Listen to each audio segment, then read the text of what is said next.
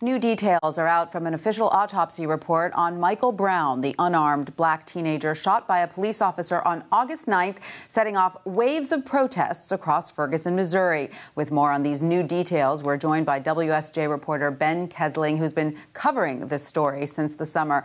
Thanks for joining us, Ben. Thank you. So, according to the official autopsy report, Mr. Brown's gunshot wounds included a shot in the hand at close range. What does that mean in terms of reconstructing what happened that night? Well, all it means is that the gunshot wound is consistent with one account that there was a struggle in the vehicle and that the weapon was discharged in the vehicle, and the police account is that Mr. Brown was, or apparently the police account is that Mr. Brown was trying to reach for the weapon. So this new finding is consistent with that, but it doesn't necessarily mean that was what happened.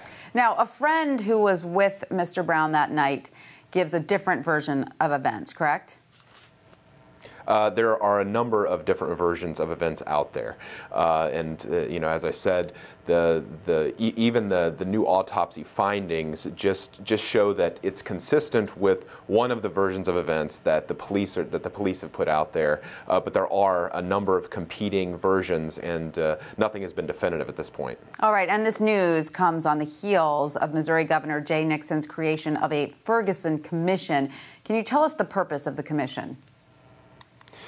So Governor Nixon announced yesterday a Ferguson commission. He wants to bring in leaders and members of the community, a variety of socioeconomic backgrounds, in order to talk about sort of deep-seated problems within the community, things about law enforcement, education, governance, poverty issues, and to try to deal with some of the inequality and perceived inequality that exists in the community. Hopefully, his office said by early spring they'll be able to have some recommendations and to take action on some of those things. All right, now we all remember the protests that roiled Missouri in the weeks after the teenager's death. Are more protests expected today?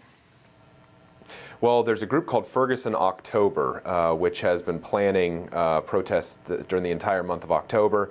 Had what many would consider a fairly successful weekend of protests during the long weekend a few days ago, and they've said that they want more protests tonight. Have not heard from protest organizers whether or not the protests planned for tonight are directly in response to the most recently leaked autopsy results, or if it's independent of that. All right, thank you so much for that, Ben.